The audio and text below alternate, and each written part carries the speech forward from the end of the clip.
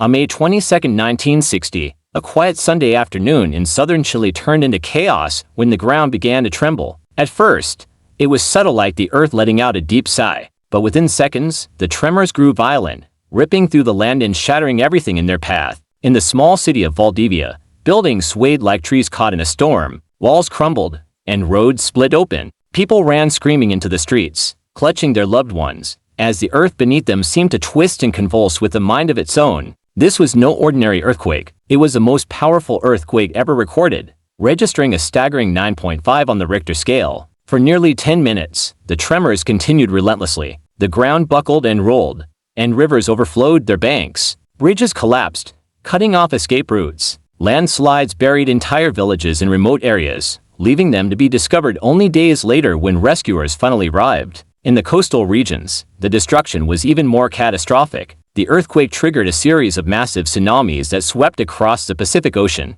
Entire towns along Chile's coastline were washed away within minutes. The port city of Cral, once bustling with life, was reduced to nothing but splintered wood and debris. Survivors clung to rooftops and tree branches, hoping to be rescued before the waves came again. Further inland, people watched in horror as rivers overflowed and dams burst, flooding vast stretches of farmland. The human toll was immense. Thousands of lives were lost, though the exact number remains uncertain. In the days following the quake, survivors searched desperately for missing family members amidst the rubble. Makeshift hospitals were set up in tents to treat the injured, while emergency workers and volunteers worked tirelessly to dig through the ruins. The stench of death hung heavy in the air, mixed with the acrid smell of fires that had broken out across the region. As news of the disaster spread, the world watched in shock. The tsunamis generated by the earthquake didn't just affect Chile. Across the Pacific Ocean, waves struck Hawaii, Japan, the Philippines, and even the west coast of the United States. In Hilo,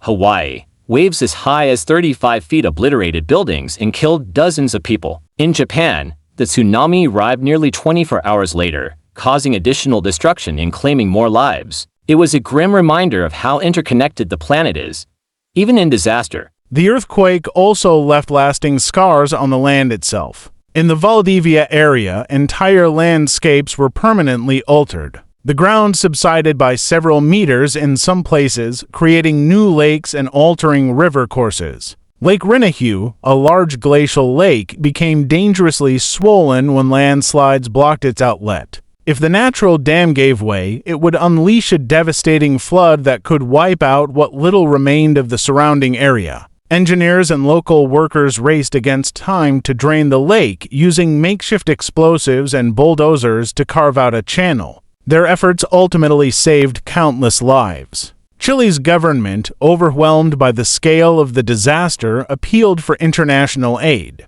Supplies and support poured in from around the globe, but the recovery was slow and arduous. Entire communities had to be rebuilt from scratch, and many survivors faced years of hardship and trauma. The country's economy, heavily reliant on agriculture and fishing, took a severe hit. Farmlands were flooded with salt water, and fishing boats were destroyed, leaving many without a means to earn a living. In the years that followed, scientists studied the Great Chilean earthquake extensively. They discovered that it had been caused by a rupture along the boundary between the Nazca and South American tectonic plates, a region known as the Peru-Chile Trench. The immense energy released during the quake was equivalent to the detonation of several 100 million tons of TNT, enough to shift the Earth's axis and shorten the length of a day by a fraction of a second. Despite its devastating impact, the earthquake also highlighted the resilience of the Chilean people.